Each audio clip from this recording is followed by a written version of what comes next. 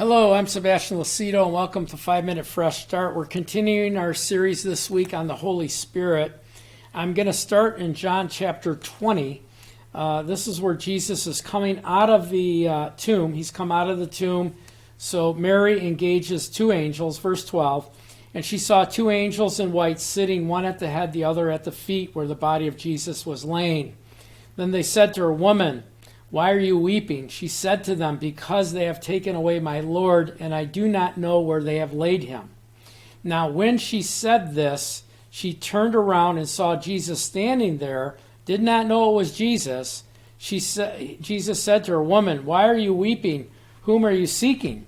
She, supposing him to be a gardener, said to him, "Sir, if you have carried him away, tell me where you have laid him, and I will take him away." Jesus said to her, "Mary." She turned and said to him, "Rabbi," which is to mean teacher.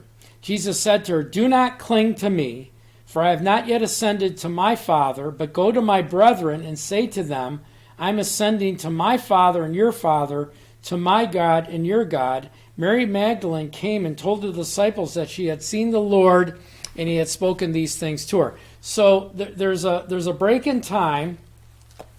And I need to go to Hebrews 9. So Jesus, get the picture in your mind. So Jesus says to her, "Don't cling to me." She's holding on to him. She's hugging him. He's alive. And he says to her, "Don't cling to me. I have to ascend to heaven. I have something to do." So what he does is in Hebrews chapter 9. In Hebrews chapter 9, it says, verse 22, "According to the law, most all things are purified with blood, and without the shedding of blood there's no remission. Therefore it was necessary that the copies of the things in heaven should be purified with these, but the heavenly things themselves with a better sacrifice." So on earth, they were using blood for the remission of sins, and all it was a type and a shadow, a copy of the things in heaven.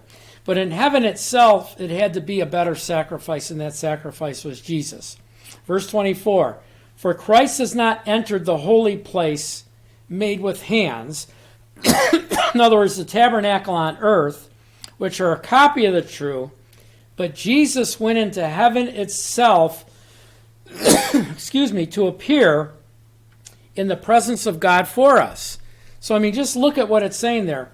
Christ went into heaven itself to appear for us in the presence of God.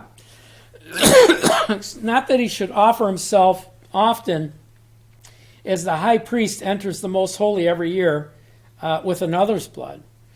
So Jesus went, in John 20, he went up to the Father. This is the resurrection. He goes up and he presents his blood before God. And he said, "Everything that you required of me, I did. And now I need to go back into humanity." Now watch what happens. Excuse me, this allergy. I'm sorry.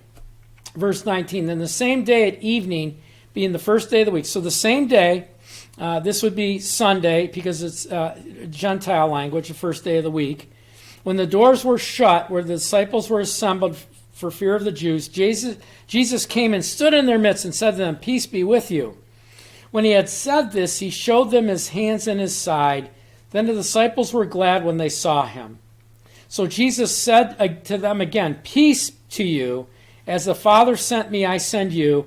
When he had said this, he breathed on them and said, 'Receive the Holy Spirit. If you forgive sins of any, they are forgiven. If you retain sins of any, they are retained.'" So just stop there. We got a minute here. Let me pull this together. So he goes to heaven, and he goes before God, in the holiest place in the universe, before the presence of God, as a man, resurrected with his blood and his sacrifice, according to God's gospel plan. He presents it to him. The first thing he does when he comes back, after he settles them down, is he breathes on them, and they become a living spirit. They become born again. The Spirit of God lives in them because of their faith. And so this starts the new birth. The Holy Spirit came to live in them. The last time somebody breathed on somebody was Adam. He became a living soul. Jesus breathed on the disciples. They became a living spirit.